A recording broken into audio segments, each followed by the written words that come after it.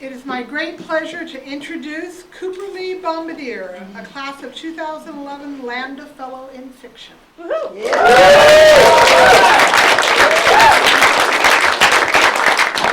Hey guys, I'm going to read an excerpt from my novel, The Fevered Road. Provincetown, June 1990. Summertime, it's too hot, but I wear my leather jacket anyway, safe inside of it, my turtle shell. The collar is covered in diamond studs, and large 1-inch spikes bristle from the right epaulette, where a safety pin holds 2 tiny rubber babies, one brown and one pink as a newborn mouse. I walk down Commercial Street, and the delicious odor of old salty sweat soaked into leather wafts up from inside the jacket and puffs into my face. I keep my eyes straight ahead, chin up, a move I've perfected from early on, as early as I can remember. I never let them see me flinch or my head hang down.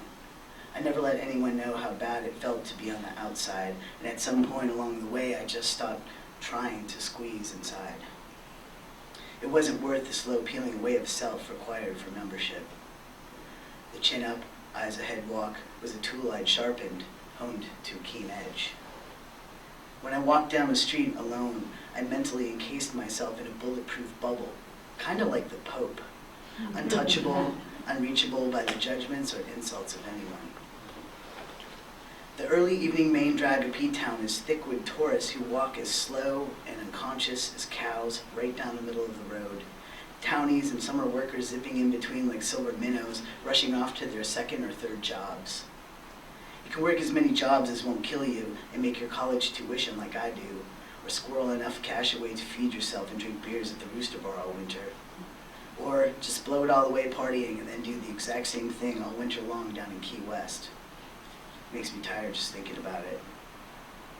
Past Town Hall, the women drummers pounding away on their vast animal skin drums with some new age woman voodoo pulse that even when you were feeling jaded, it seeps right into you, changing the beat of your traitor heart, your cheating feet.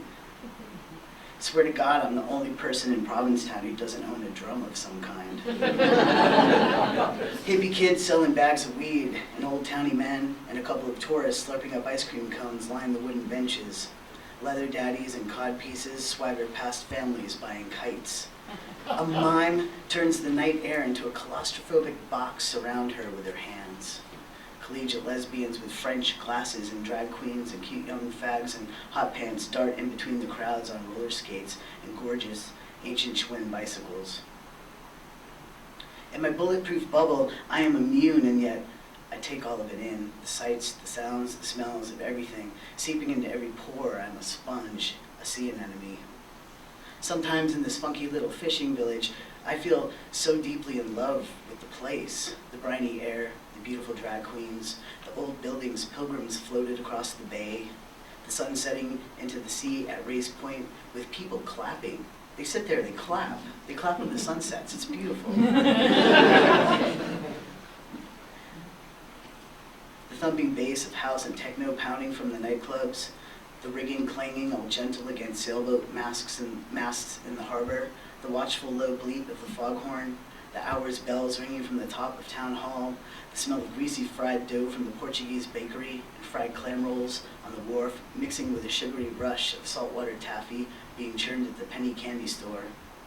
When I was a little kid, my father would give my brother and I $1 bill each, and we would fill up small white paper sacks with a loot of candy at the penny candy store, Mary Jane's, squirrel nut bars, root beer barrels, for 1 cent apiece.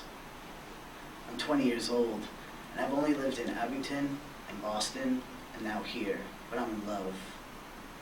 I'm already 20, but I feel like I haven't done anything. I haven't been anywhere, but it's like now, today even, my life is really about to begin.